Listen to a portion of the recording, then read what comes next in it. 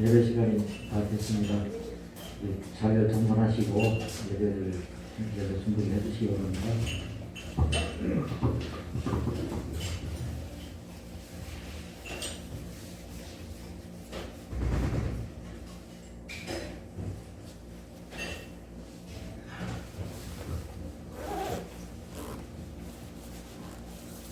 네, 잠시 기도하겠습니다. 사랑과 은혜가 풍성하신 아버지 하나님, 참으로 감사합니다. 지난 한 주간도 이 혼란의 시대, 전염병의 시대에서 저희 지켜주시고 이렇게 주일을 맞이해서 예배 드리게 하시며 감사드립니다. 이 시간 저희들 몸과 마음과 정성을 다해서 예배하고자 하오니 흠양하여 주시고 저희 한량 눈에 내려 주시옵소서. 예수님 받들어 기도드렸습니다. 아멘. 네, 다 같이 찬양 드리겠습니다.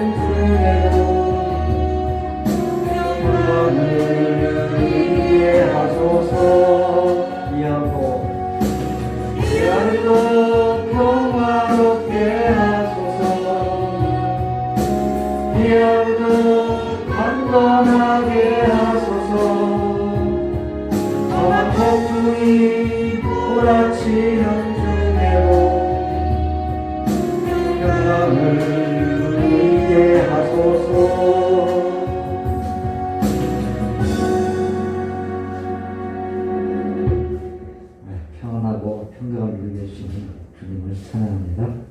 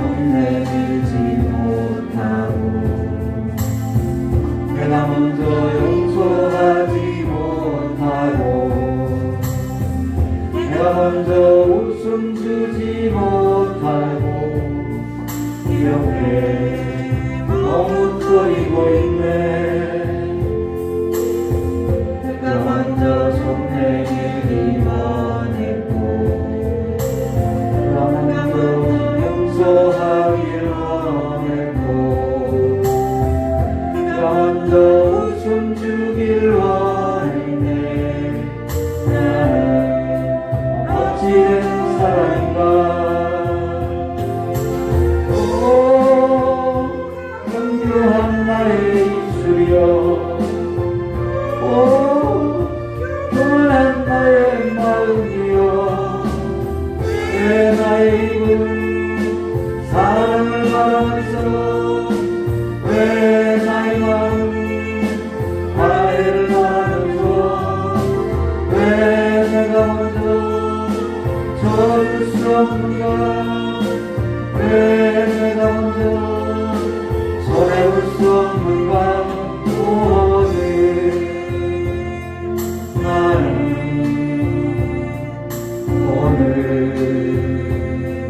나는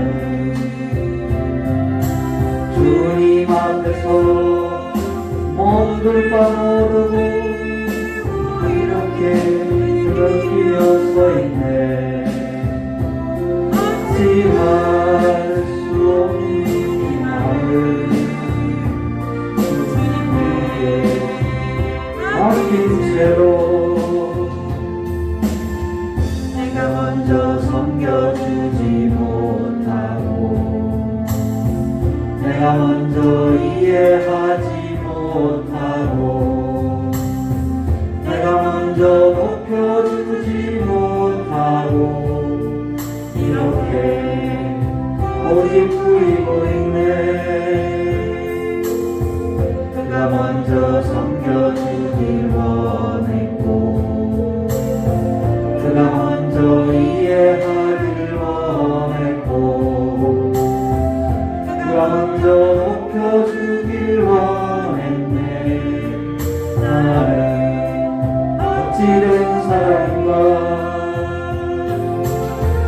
오 추악한 나의 욕심이여, 오 서글픈 나의 자존심이여, 왜 나의 사랑을 말하면서, 왜 나의 마음 화해를 말하면서, 왜 내가 먼저 저줄 수 없는가, 왜 내가 먼저 손해볼 수 없는가.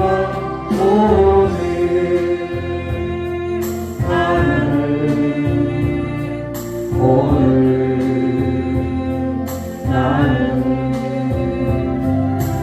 주님 앞에서 몸둘 바 모르고 이렇게 느끼며 서있네. 어찌할 수 없는 이 마음을 주님께 맡긴 채로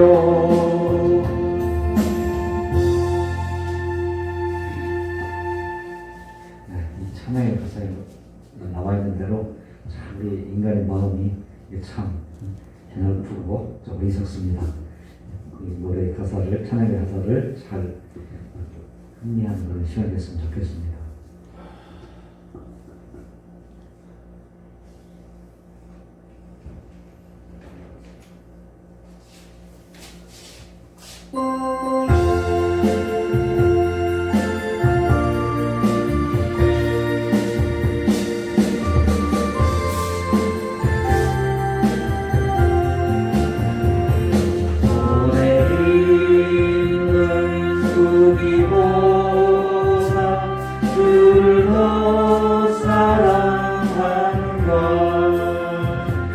이슬 같은 목숨보다 주를 더 사랑한다. 사랑의 일어나면 주님 만날 수 없어. 헛된 너와 바라보며 사랑할 수도 없어. 잠시 먼 이 세상 헛된 것뿐이 주를 사랑하는 마음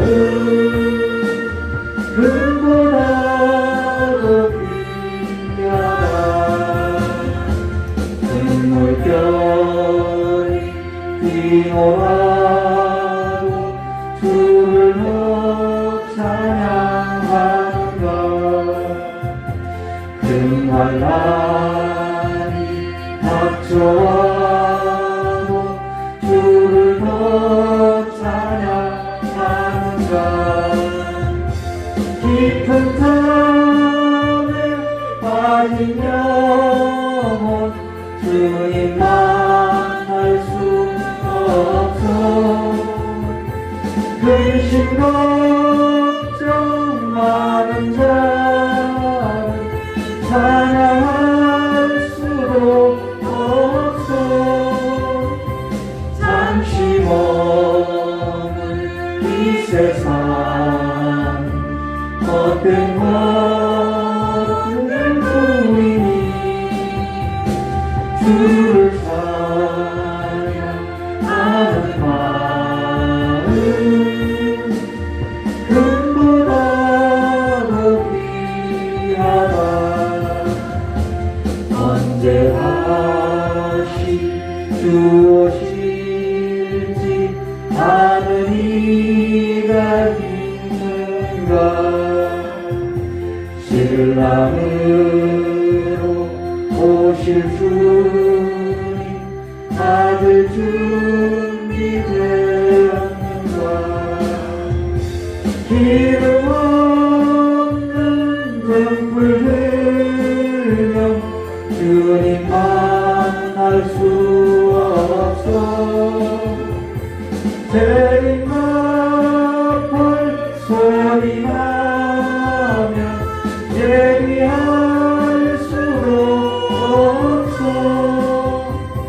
잠시 머물 이 세상 헛된 것들 뿐이니 주를 맞을 준비하니 금보다도 귀하다.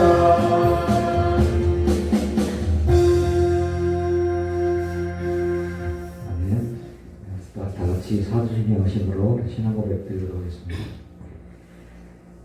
전능하사 천지를 만드신 하나님 아버지를 내가 믿사오며 그 아들 우리 주 예수 그리스도를 믿사오니 이는 성령으로 잉태하사 동정녀와 마리아에게 나시고 본디오 빌라도에게 고난을 받으사 십자가에 못 박혀 죽으시고 장사한 지 사흘 만에 죽은 자 가운데서 다시 살아나시며 하늘에 오르사 전능하신 하나님의 편에 계시다가 저희로서 산자와 죽은 자를 심판하러 오시리라. 성령을 믿사오며 거룩한 공의와 성도와 교육하는 것과 죄를 사하여 주신 그것과 무사히 사는 것과 영원히 사는 것을 믿사옵나이다. 아멘. 다 같이 우리 찬송가 438장 하겠습니다.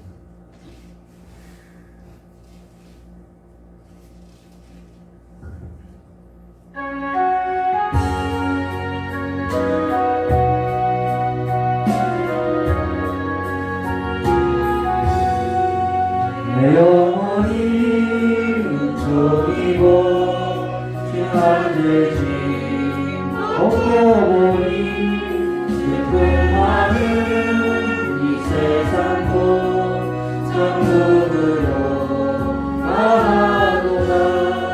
할렐루야 찬양하세 내 모든 죄 사함받고 주 예수와 동행하니 그 어린 하늘나라 주의 얼굴 뵙기 전에 멀리 되던 하늘나라 내 맘속에 이루어지니 날로 가깝도다.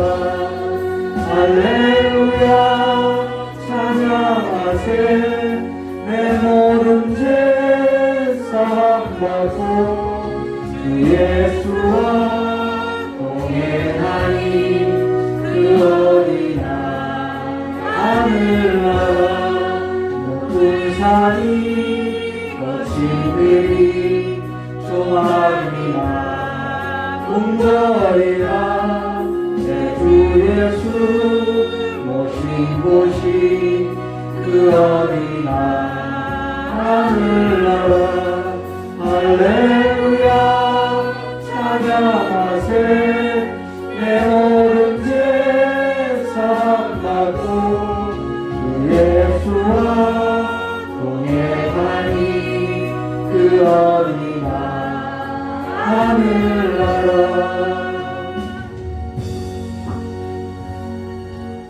아멘. 우리 이 시간 김종인 권사님 나오셔서 우리를 대표해서 기도하시겠습니다.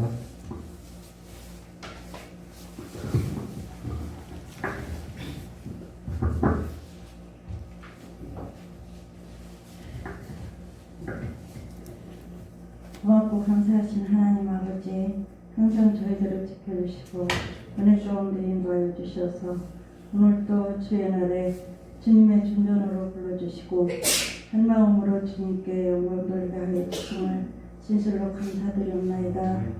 저희들 일주일 동안도 세상에서 하나님 말씀대로 살지 못하고 또한 저희들 고집대로 살았음을 고백하오니 주여 저희들의 어리석음을 용서하여 주시고 귀한 시간 하나님의 은혜와 은총이 더 충만한 은혜를 내려 주시기를 간절히 기도드렸고 원합나이다.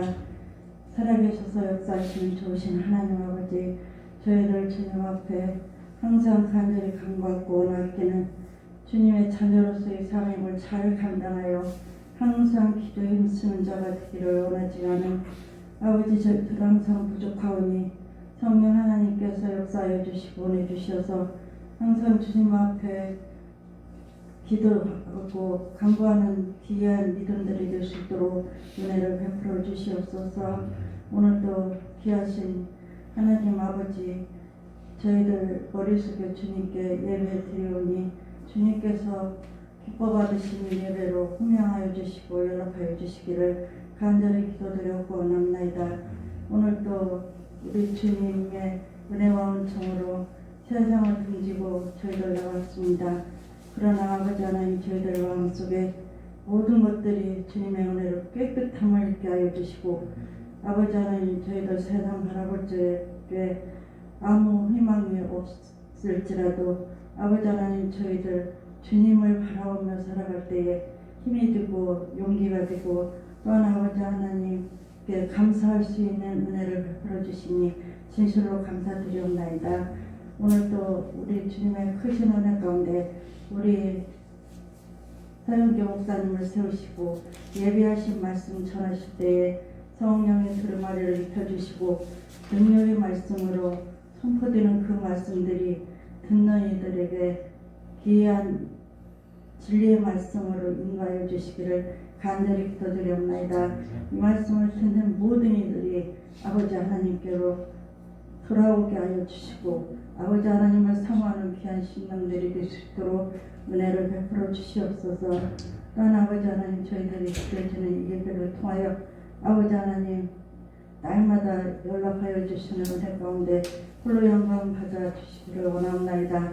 또한 아버지 하나님, 이 시간 내도 멀리 아버지 하나님 타국에서 아버지 하나님 레바논과 또한 몽골 기억하여 주시고 아버지 하나님 영원한 선교지들을 기억하여 주시사 아버지 하나님께서 세우시고 아버지 하나님 뜻을 이루고자 갔사오니 아버지 하나님 뜻을 다 이룰 수 있는 은혜를 베풀어 주시고 은총 내려 주시옵소서. 오늘도 드려지는 예배를 통하여 우리 하나님께서 기뻐 받으시는 예배가 되게 하여 주시기를 간절히 원하며 기하고 귀하신 예수님의 이름으로 기도드리옵나이다. 아멘.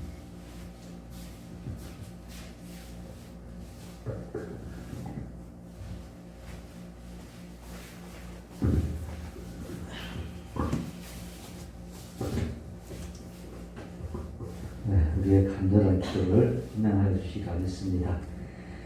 오늘 은혜 받으실 말씀은요, 마태복음입니다. 마태복음 1장 18절에서 25절까지 말씀입니다. 마태복음 1장 18절에서 25절까지 말씀 한 절씩 교독하시고 마지막 25절은 합독하도록 하겠습니다.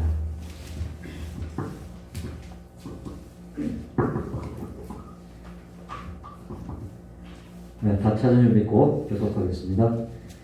예수 그리스도의 나심은 이러하니라. 그의 어머니 마리아가 요셉과 약혼하고 동거하기 전에 성령으로 잉태된 것이 나타났더니 그의 남편 요셉은 의로운 사람이라 그를 드러내지 아니하고 가만히 있고자 하여. 이 일을 생각할 때에 주의 사자가 현몽하여 이르되 다윗의 자손 요셉아 내 아내 마리아 데려오기를 무서워하지 말라. 그에게 잉태된 자는 성령으로 된 것이라.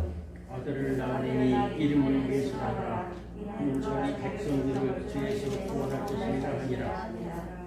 이 모든 일이 된 것은 주께서 선지자로 하신 말씀을 이루려 하심이니 이르시되 보라 처녀가 잉태하여 아들을 낳을 것이요 그의 이름은 이무마누엘이라 하리라 하셨으니 이를 번역한즉 하나님이 우리와 함께 계시다 하니라. 요셉이 잠에서 깨어 일어나 주의 사자의 분부대로 향하여 그의 아내를 데려왔으나 같이 하겠습니다. 아들 낳기까지 동침하지 아니하더니 마음의 이름을 예수라 하니라. 목사님 나와서 말씀하실 때 은혜의 시간 되시기 바랍니다.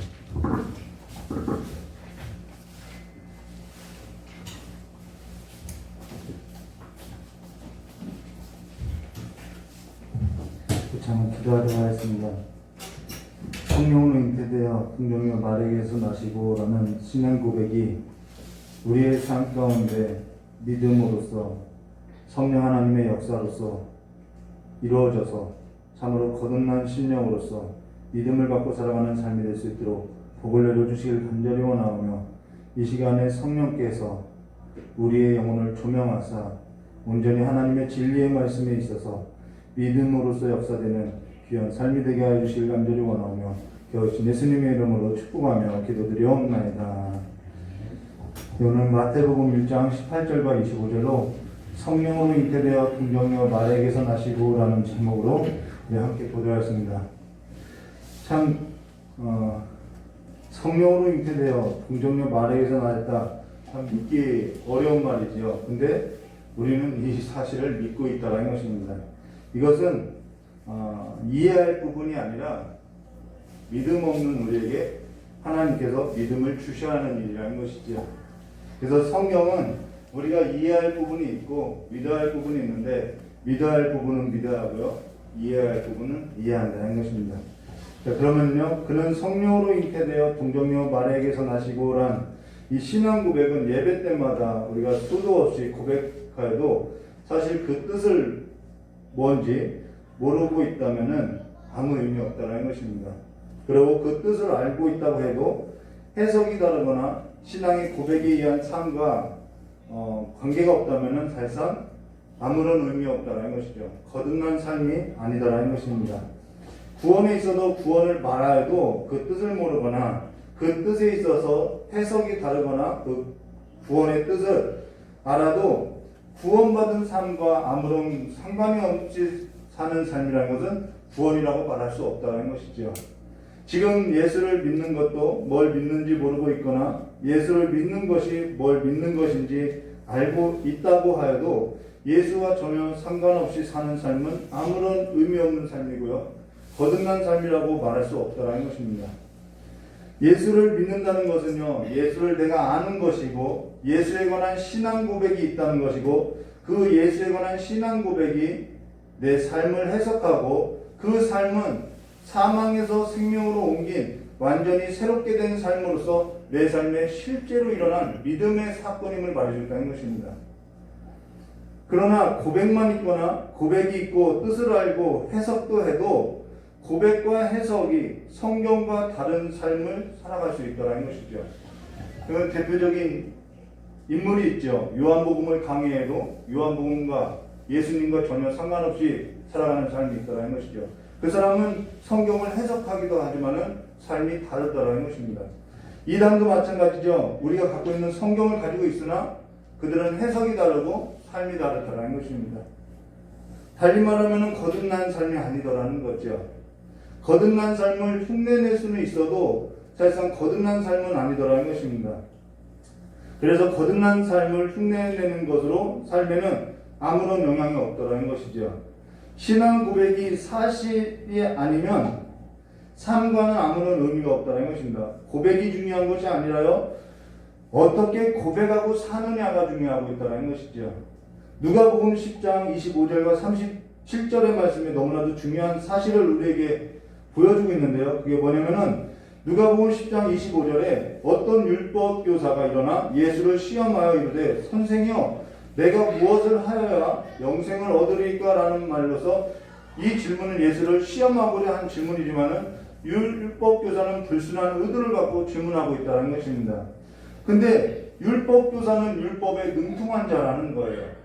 근데 뭐라고 이야기하냐면요. 이때 26절에 예수께서 이르되 율법이 무엇이라 기록되었으며 내가 어떻게 있느냐라는 것으로서 율법을 잊고 율법을 가지고 있다는 것이 중요한 것이 아니라 율법을 어떻게 보고 어떻게 해석하고 사느냐가 중요하다는 것입니다. 고백이 아닌 어떻게 고백하고 해석하고 사느냐, 성경을 어떻게 보고 해석하고 사느냐, 이게 중요하다는 거예요. 성경은 누구나 다 가지고 살아갈 수 있다는 거죠. 성경은 누구나 읽을 수 있다는 거예요. 그러나 그 성경을 어떻게 보고 해석하고 삶으로서 살아가고 있냐는 거죠. 그건 또 다른 문제라는 것입니다. 그러고 나서 27절에 이렇게 말씀하셨죠. 대답하여 이르되 내 마음을 다하고 목숨을 다하고 힘을 다하여 뜻을 다하여 주 너의 하나님을 사랑하고 또한 내 이웃을 내 자신과 같이 사랑하라 하였나라 라고 율법 교사는요 정확하게 해석을 했다라는 것입니다. 해석도 같아요.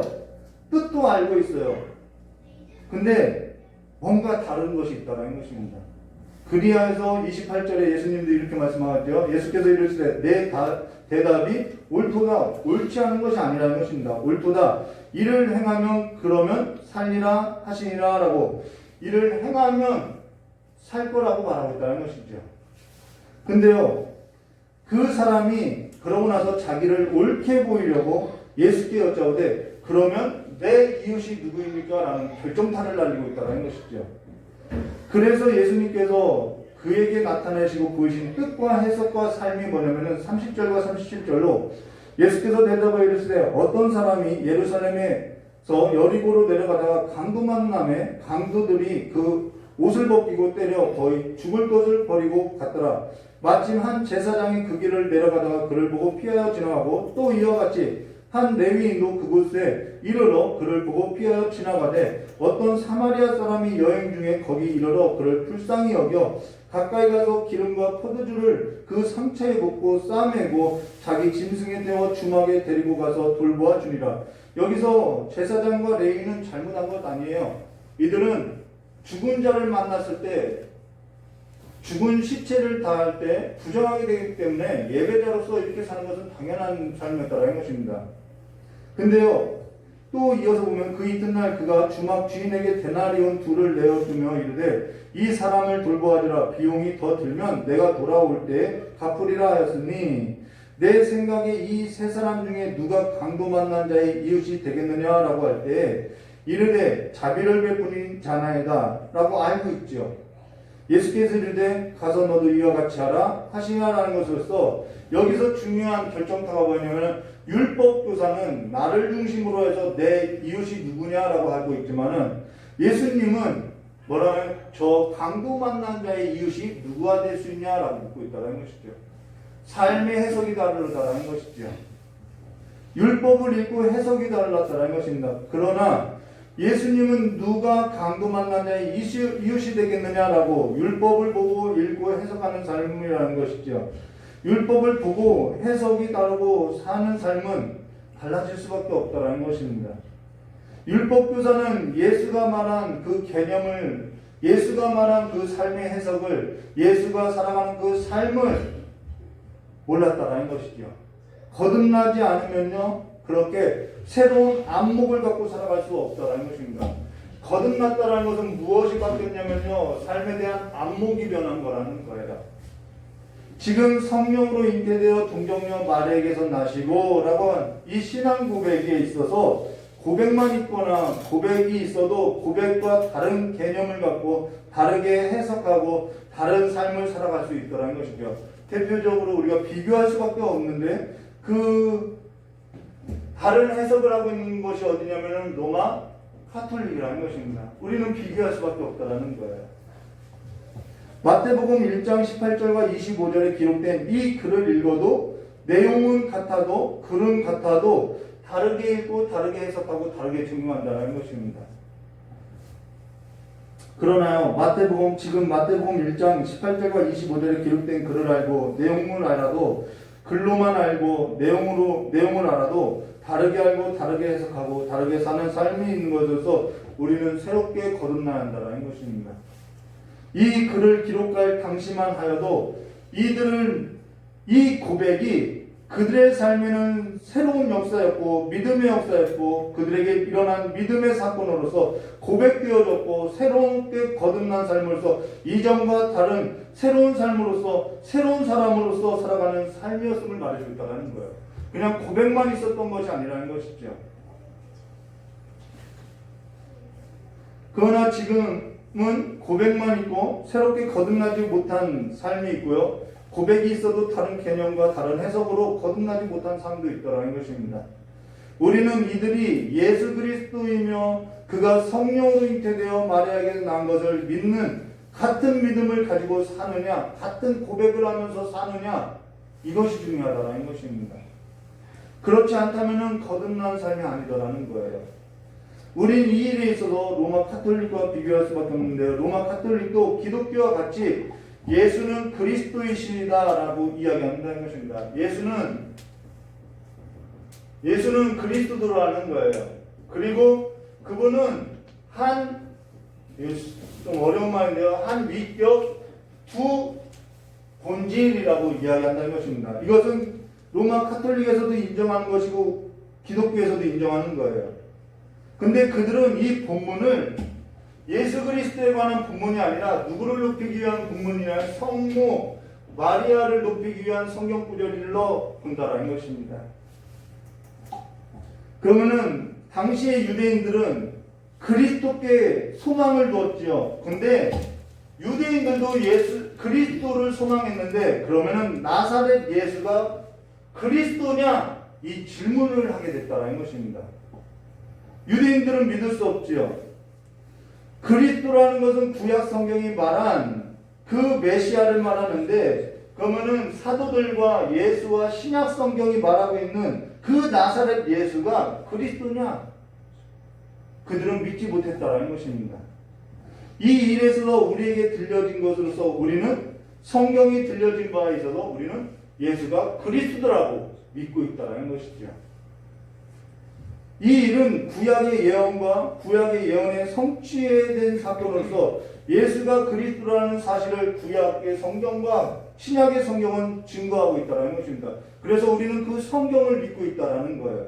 이 성경을 믿고 있는 것이 무슨 역사냐면 성령 하나님의 역사라는 것입니다. 지금 성령으로 잉태된 것이 우리는 그 성경을 믿고 있게 되었다는 것이죠. 자, 그러면요. 지금 다 설명을 할 수 없고요. 삼위 하나님이 있죠. 성부 하나님, 성자 하나님, 성령 하나님, 이 삼위 하나님이 있는데 이 한 위격이라는 말은 무슨 말이냐면요. 이런 말이에요. 삼위일체 하나님을 언급할 수밖에 없는데요. 삼위일체 하나님에게 있어서 이 위격이라는 말은요. 이런 말이죠. A라는 사람이 있어요. B라는 사람이 있어요. 그 A라는 사람도 영과 혼과 몸이 있고요. B라는 사람도 영과 혼과 몸이 있어요. 이것을 뭐라면 사람의 본질로서 인성이라는 거예요. 영, 혼, 몸이 있다는 것이죠. 그런데 A라는 사람이 있고 B라는 사람이 있는데 모두 다 사람의 본질로서 인성을 갖고 있다는 것입니다. 그러나 A라는 사람과 B라는 사람이 서로 다른 인격을 갖고 있다는 거예요. 구분된다는 것이죠. 저희 장로님도 영과 혼과 육체가 있어요. 저도 영과 혼과 육체가 있어요. 사람의 본질은 다 갖추고 있어요. 그러나 장로님의 인격과 제 인격이 구분된다는 것이죠. 위격이라는 것은 그런 말이에요. 성부 하나님도 하나님이시고 성자 하나님도 하나님이시고 성령 하나님도 하나님이신데 이분들이 구분되더라는 거예요. 한 분이신 하나님이신데 구분된다는 것입니다. 인성이라는 것은 사람의 본질로 영과 혼과 육을 말하는데 그러나 A라는 사람과 B라는 사람은 다 다른 인격을 갖고 있다는 것이죠. 근데 이분은 한 분이라는 것이죠. 좀 어려운데요. 이 위격이라는 것은 성부 하나님에게도 있고 성자 하나님의 위격이 있고 성령 하나님의 위격이 있다는 것입니다. 근데요, 이 세 분이 한 분 하나님이시라는 거예요.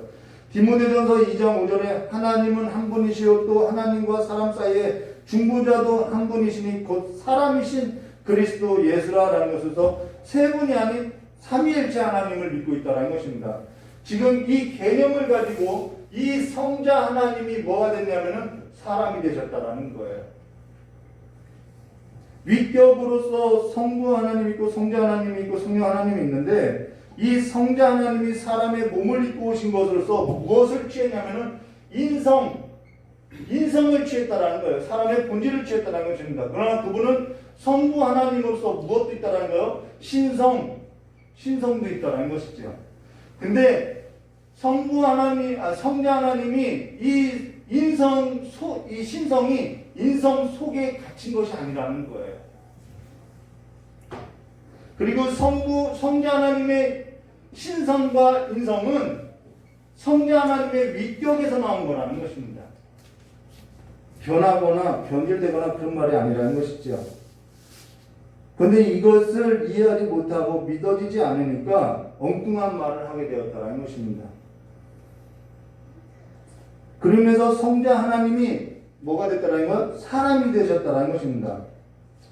로마서 9장 30절과 33절의 말씀해 보시면은 그런즉 우리가 무슨 말을 하려 의를 따르지 아니하는 이방인들이 의를 얻었으니 곧 믿음에서 난 의요 의의 법을 따라간 이스라엘은 율법에 이르지 못하였으니 그래서 이 유대인들은 예수가 하나님이 사람이 된 것을 그래서 예수가 하나님이라는 사실을 못 믿고 있다는 것이죠.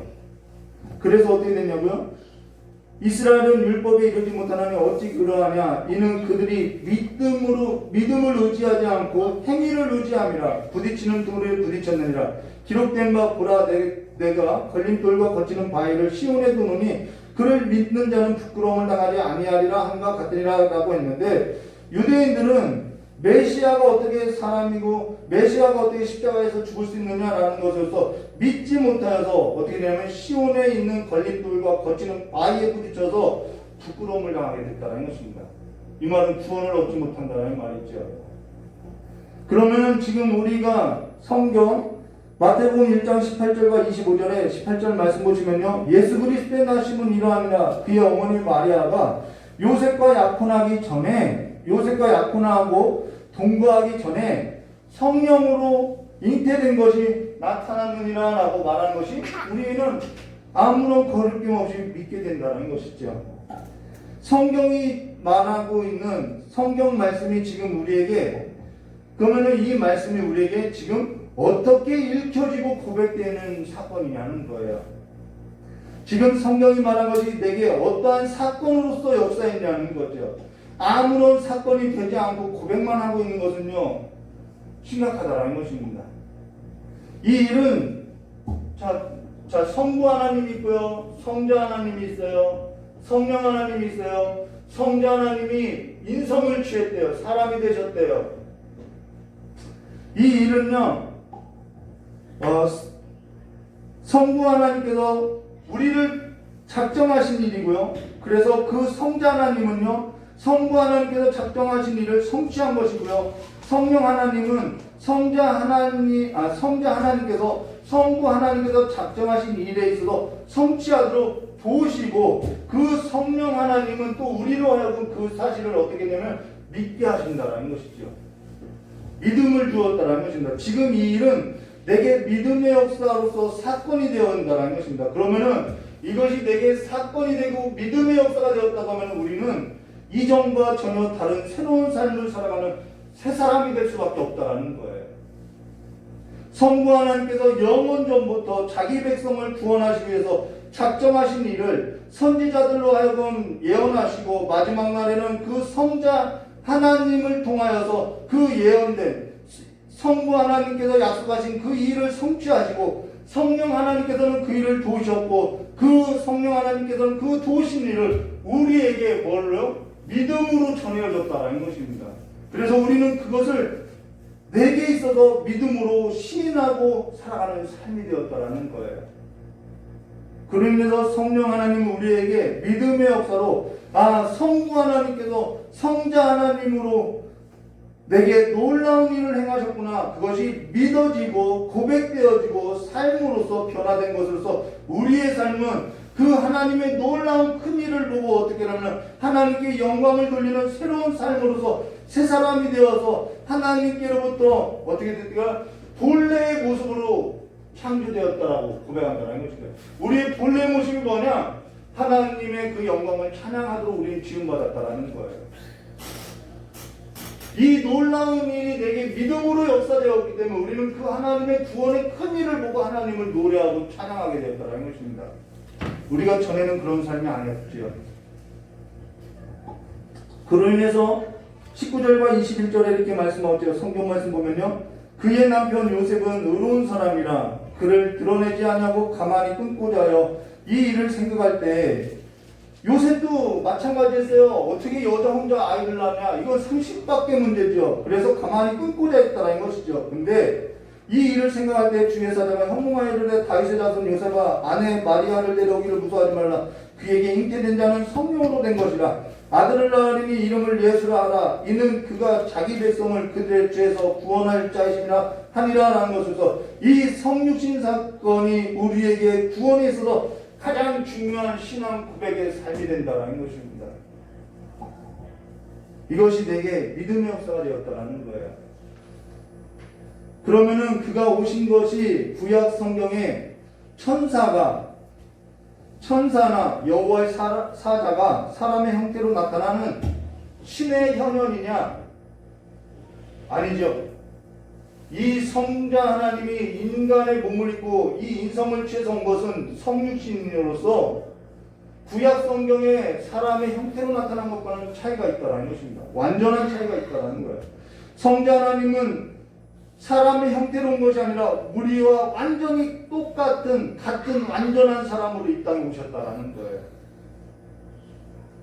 그러나 성자 하나님의 그 위격에는 변화가 없는 것으로서 성자 하나님의 위격은 영원한 동일한 것으로서 사람의 본질인 인성을 취하셨다는 것입니다.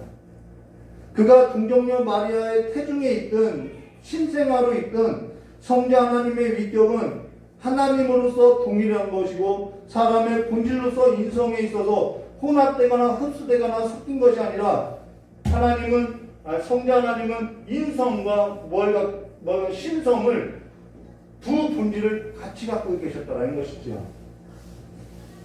그래서 그러면은 어떤 일이 있느냐 이런 문제가 나왔어요. 동정녀 마리아에게 성령으로 잉태되어 낳은 것은 성령 하나님께서 성자 하나님이 사람의 본질로 인성을 취할 때 이 인성은 원죄가 있지 않느냐? 사람에게는 모두 다 원죄가 있지 않느냐? 그 원죄의 문제를 어떻게 할 수 있느냐? 죄 없는 사람의 본질을 취할 수 있느냐? 이 문제가 있었다는 것입니다. 그런데 누가복음 1장 35절에 이렇게 말씀하죠. 천사가 대답하여 이르되 성령이 내게 임하시고 지극히 높으신 이의 능력이 너를 덮으리니 이러므로 나실 바 거룩한 이는 그래서 거룩한이라고 하죠. 하나님의 아들이라 일컬음을 받으리라 라고 말씀하는 것입니다. 그분은 거룩한 분이라는 거예요. 성자 하나님의 위격이 동정녀 마리아에게서 사람의 본질인 인성을 취할 때 반드시 죄의 본질인 이 원죄까지 필연적으로 취할 필요는 없는 일이라는 것이죠. 성령께서 그 일을 하셨다는 것입니다. 그냥 성령께서 이 인성을 취하도록 하셨다는 거죠. 성령께서 그 일을 하셨다는 것입니다. 근데 이 일에 있어서 믿지 못하고 사람들의 이성으로 판단했다는 것입니다. 그 두 가지 판단이 있어요. 한 가지는 뭐냐면은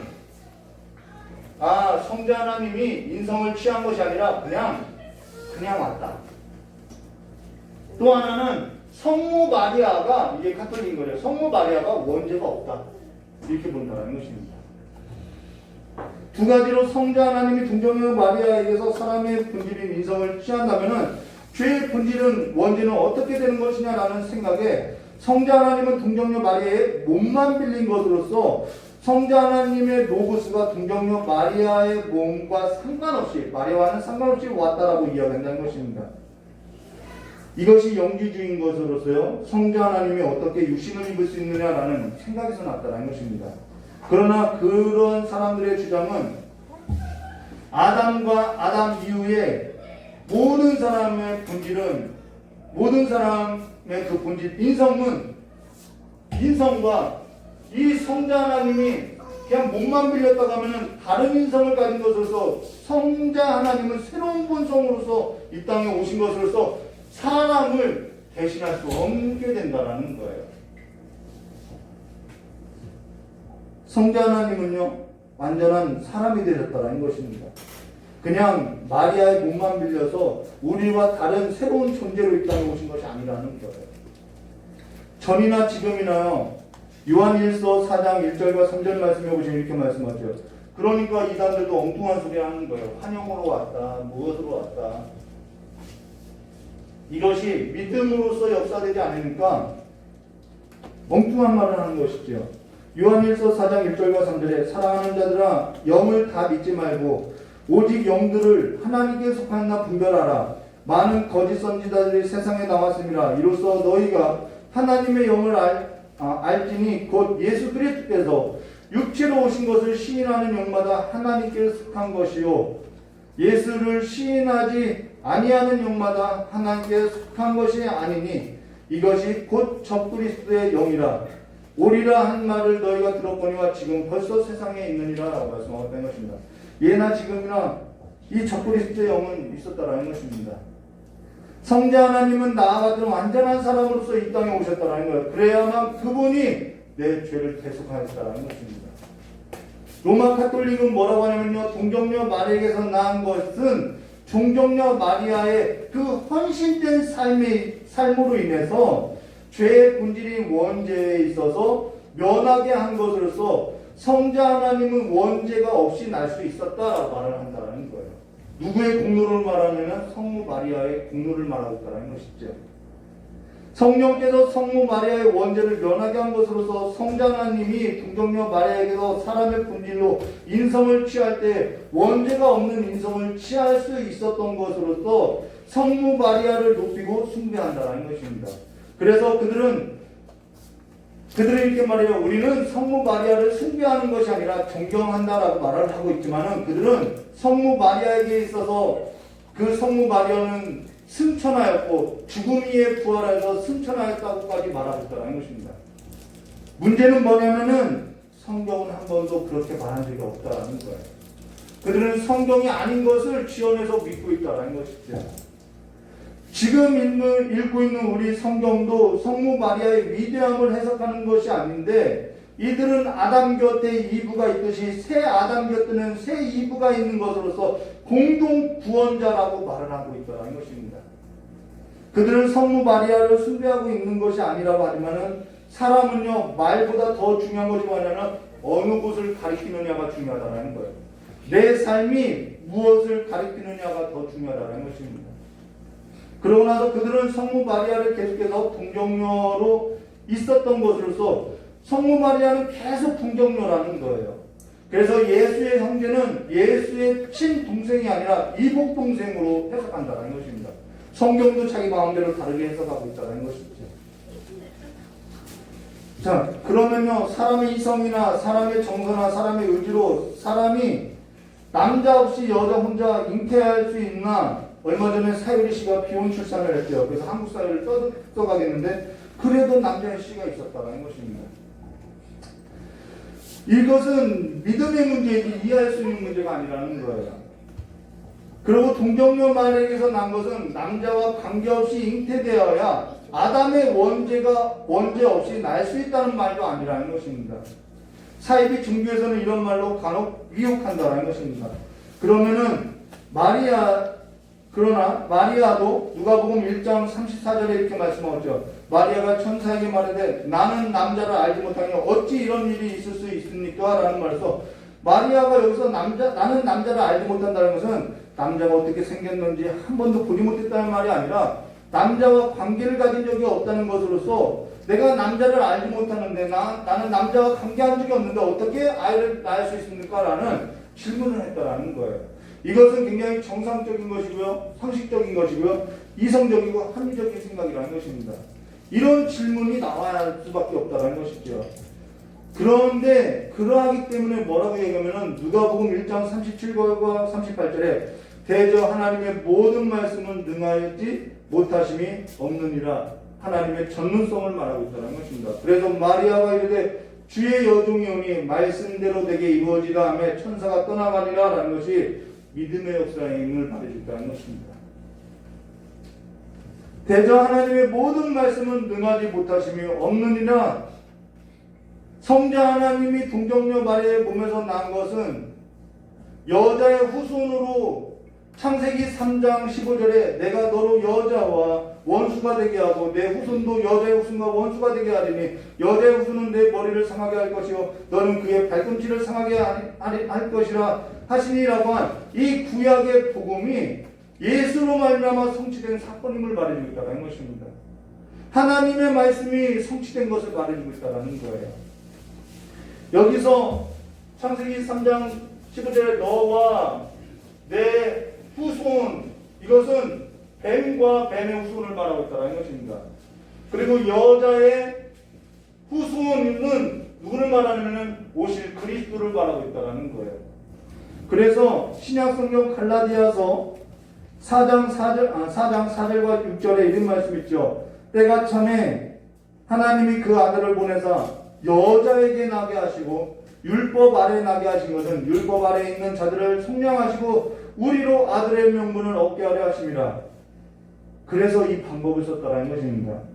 너희가 아들임으로 하나님이 그 아들의 영을 우리 마음 가운데 보내서 하나님을 아빠 아버지라 부르게 하셨느니라 라는 말로써 우리를 율법 아래서 속량하시고 하나님을 아빠 아버지라 부를 수 있는 아들의 명분을 우리에게 가져다 주시기 위해서 예수님께서 사람의 몸을 입고 오셨다는 것입니다.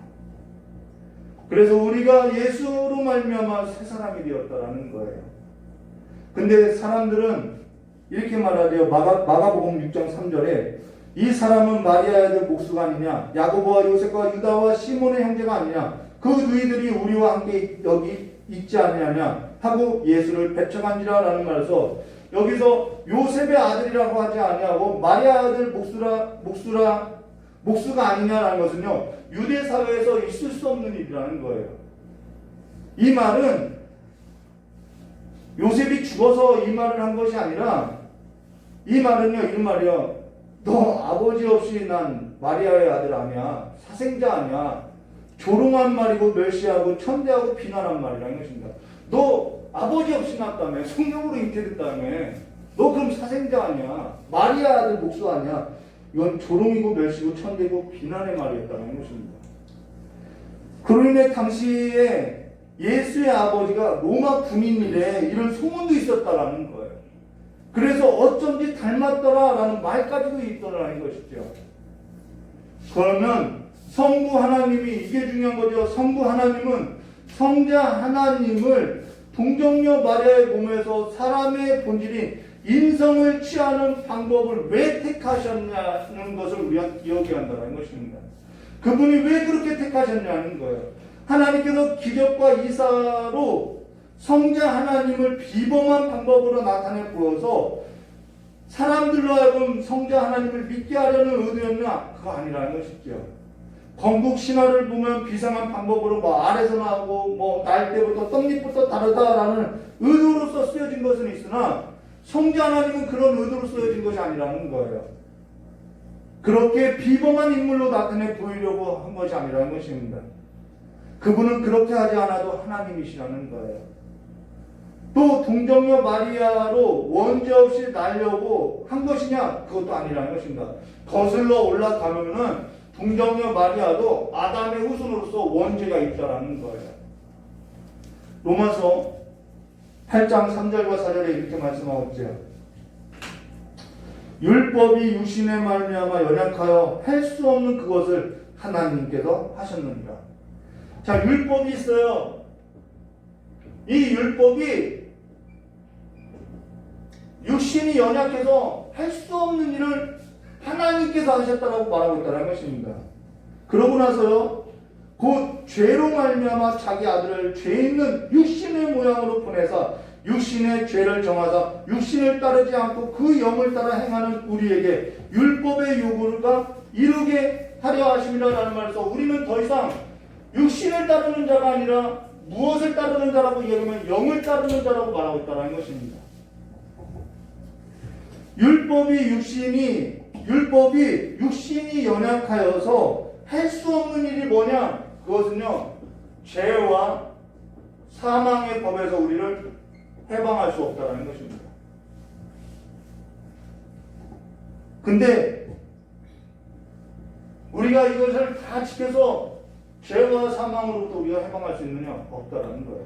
한 사람도 그렇게 할 수 없다라는 거예요. 성경에서 말하는 이 육신이 뭐냐? 창세기 6장 3절의 말씀에 보시면 이런 말씀 있죠. 여호와께서 이르시되 나의 영이 영원히 사람과 함께하지 아니하리니 이는 그들이 뭐가 됨이라? 육신이 됨이라 라는 말에서 하나님의 영이 거하지 않는 상태가 육신이라는 것입니다. 그 후에 로마서 8장 5절과 9절에 계속 이야기하고 있죠. 육신을 따르는 자는 육신의 일을, 영을 따르는 자는 영의 일을 생각하나니 육신의 생각은 사망이요 영의 생각은 생명과 평안이라. 육신의 생각은 하나님과 원수가 되나니 이는 하나님의 법에 굴복하지도 아니할 뿐더러 할 수도 없습니다. 육신에 있는 자들은 하나님을 기쁘시게 할 수 없느니라. 만일 너희 속에 하나님의 영이 거하면 너희가 육신에 있는 자가 아니요 영에 있나니 누구든지 그리스도의 영이 없으면 그리스도의 사람이 아니라 라고 말하고 있다는 것입니다. 육신의 생각은요, 하나님의 원수가 되고요, 하나님의 그 법에 굴복할 수도 없다는 것입니다. 여러분, 사람이 법을 만드는 것은 법을 지키기 위함이 아니죠. 사람이 법을 만드는 것은 사람이 범죄하지 않아서가 아니라 불의와 불법이 일어나고 있기 때문에 법을 만들고 있다는 것입니다. 율법으로 사람의 죄와 사망에서 구원할 수 있느냐? 할 수 없다라는 거예요.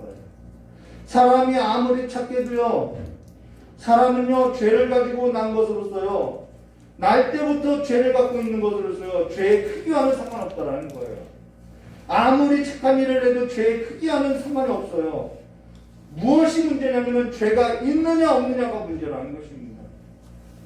죄의 싹은 사망인 것으로서 그 죄의 형벌이 곧 사망이라는 거예요. 근데 사람의 이성으로, 사람의 감정으로, 사람의 의지로 이 죄와 사망의 문제를 해결할 수 있느냐? 다짐을 하고 결단을 해도 안 되는 일이라는 거예요. 울어도 안 되고요, 눈물 많이 흘리고 작정 기도해도 안 되고요, 이 죄와 사망을 없게 할 수 없다라는 것이죠. 해마다 하나님을 기쁘시게 하려고 우리가 다짐하죠. 결단하죠. 그런데 하루도 안 돼서 육신의 생각을 따라 내 삶의 이 육신에 뭘 따라요? 정욕을 따라서 살아가는 것을 보게 된다는 것입니다. 우리 권사님이 기도하는데 기도하고 싶어도 기도하지 못하는 것이 사람의 육신이라는 거예요. 언제 이 육신의 정욕이 맞춰지느냐? 죽어야 한다는 거예요. 죽어야 끝이 난다는 거예요. 사람의 정욕은 죽을 때 끝이 나는 것으로 암덩어리보다 더 무서운 것이 사람의 정욕이라는 거예요.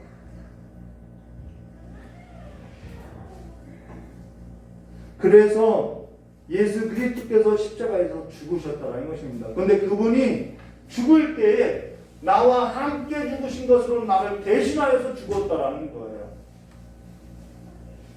그 하나님의 구원의 역사가 내게 믿음의 역사로서 오게 되었다는 것입니다. 그 일을 하시고자 오셨다는 거예요. 그러면은 믿음의 역사가 일어난 사람은 뭐냐고요? 이 육신의 정욕이 끊어져서 영으로서 살아가는 삶으로서 새 삶으로 살고 새 사람이 되었다라는 것이죠. 이것은 우리의 이성으로서 우리의 결단과 다짐으로서 아무리 노력해도 끊을 수 없는 문제라는 거예요. 어떻게 하면 거듭나야 끊어진다는 것입니다. 그래서 거듭난 사람은 새 삶으로서 새 사람으로서 살아가는 거예요. 새 역사를 보고 살아가는 거예요. 성령께서 성부 하나님이 자기 백성을 뱀과 원수되었다고 이야기하죠.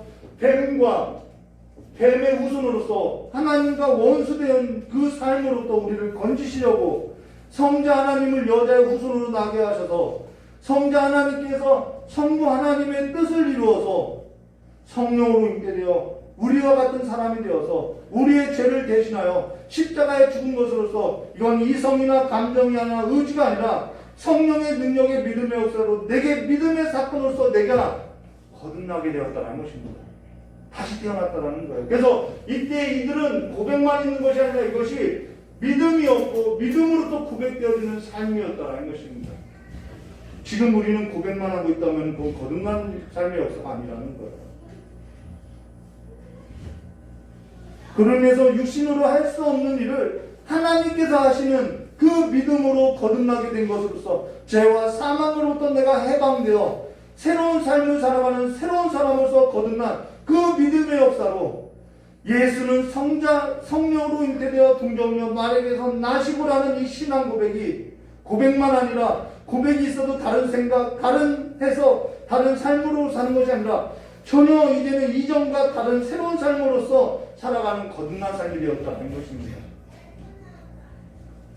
왜 안 끊어지냐고요? 거듭나야 끊어지는 거예요. 우리의 수고와 노력으로 끊어지는 문제가 아니라는 것입니다. 뒤도 돌아보지 않고 사람들이 살아가요. 왜 그들은 그렇게 살아가냐고요? 거듭났기 때문에 살아간다는 것입니다. 지금 성령으로 잉태되어 동정녀 마리아에게서 나시고라는 이 신앙 고백이 성부 하나님께서 창세전에 작정하신 구원의 역사이며 성자 하나님은 성령으로 이 일을 이루셨고 그가 성령으로 이 땅에 오신 것이고 그가 성령으로 자기 백성을 구원하시기 위해서 죄와 사망에서 구원하시기 위해서 역사하신 것이고 성령께서는 그 구원의 역사를 우리에게 은혜로 믿음으로써 가져다 주었다는 것입니다. 그 구원이라는 것은요, 마귀와 마귀의 자녀로부터 하나님과 원수되었던 육신에 속한 그 삶으로부터 죄와 사망의 법에서 하나님의 법에 굴복지도 않고 하나님을 기쁘시게 하지 않았던 삶으로부터 완전히 새롭게 한 삶을 말해줬다는 거예요. 그래서 구원이라는 것은요, 다른 게 구원이 아니라 하나님의 영광을 위해서 살아가는 것이 구원이라는 것입니다.